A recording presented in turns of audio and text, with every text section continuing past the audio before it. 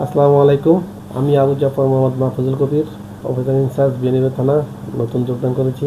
আসলে আপনারা এবং আমরা, সাংবাদিক এবং পুলিশ, দুটা পক্ষ কাঁধে কাঁধ মিলিয়ে কাজ করলে অনেক কিছুই সম্ভব। আপনারা বস্তুনিষ্ঠ সংবাদ প্রচার করবেন, আপনারা আর আমরা আইন শৃঙ্খলা রক্ষার দায়িত্বে ন্যায় বিচার প্রতিষ্ঠার লক্ষ্যে আমরা আছি। উভয় কিন্তু সম্পূরক। আপনাদের তথ্যের ভিত্তিতেই কিন্তু আমরা কাজ করব। থানাকে একটা নিরাপদ আশ্রয়, জনগণের নিরাপদ আশ্রয় তৈরি করতে হবে। এটা হচ্ছে সবচেয়ে বড় লক্ষণ। যেটা বলে যে মানুষ হয়রানি হয়, অবশ্যই আমার দরজা 24 ঘন্টা খোলা থাকে। যে কোনো সময় কোনো অনুমতি ছাড়া যদি কেউ ঢুকতে চায়, ঢুকে পড়বে। এটা কোনো বাধা নেই। আমরা হচ্ছে একটি সেবার জন্য আসছি। আপনাদের সেবা দিতে পারলেই আমাদের সার্থকতা। মাদক, চুরি, কিশোর গ্যাং, এটা তো জিরো টলারেন্স। এটার সাথে কোনো আপোষ নাই। মাদক একটা পরিবারকে ধ্বংস করে, একটা সমাজকে ধ্বংস করে, রাষ্ট্রকে ধ্বংস করে। কিশোর গ্যাং তো কিশোর বয়সে যারা আছে তারা উঠতেই আস্তে আস্তে ধীরে ধীরে তারা বড় অপরাধী হতে পারে।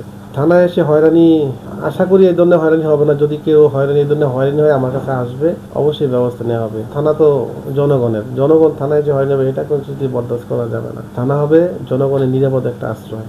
আইন সবার জন্যই সমান, সে ভিখারি হোক আর সে প্রভাবশালী হোক। আমাদের যে সিলেট সরাসরি যে মাননীয় সংসদ সদস্য অ্যাডভোকেট এমরান আহমেদ চৌধুরী স্যার, উনিও আমাকে নির্ভয় বলেছেন আপনি আপনার মতো কাজ করেন, কোনো ধরনের অন্যায় কোনো কিছু এটা আপনি গ্রহণ করবেন না। পৌর শহরের যানজট, আমাদের কিন্তু যানজট একটা জায়গায় আছে, বিশেষ করে কলেজ রোডটা।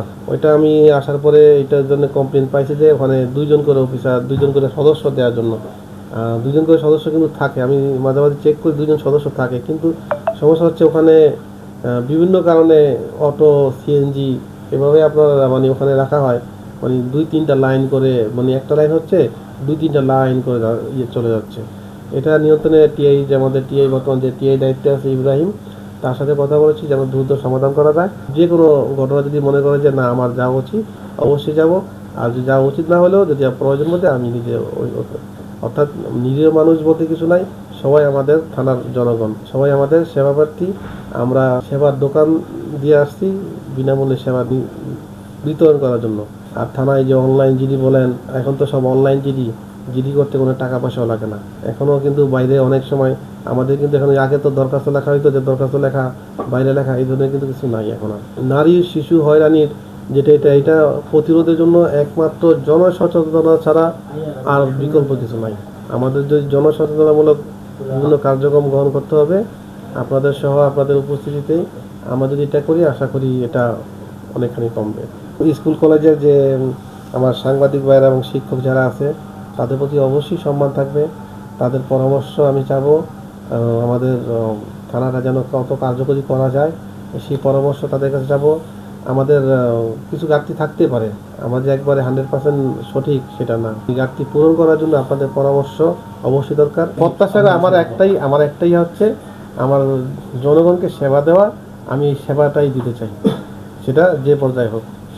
সর্বশেষ কথা হচ্ছে আপনাদের জনগণের সর্বস্তরের মানুষের সহযোগিতা ছাড়া আমরা এই বিয়ানীবাজারকে একটা অপরাধ মুক্ত বলি, মাদক মুক্ত বলি, ইফটিজিং মুক্ত বলি, কিশোরী মুক্ত বলি করতে পারবো না।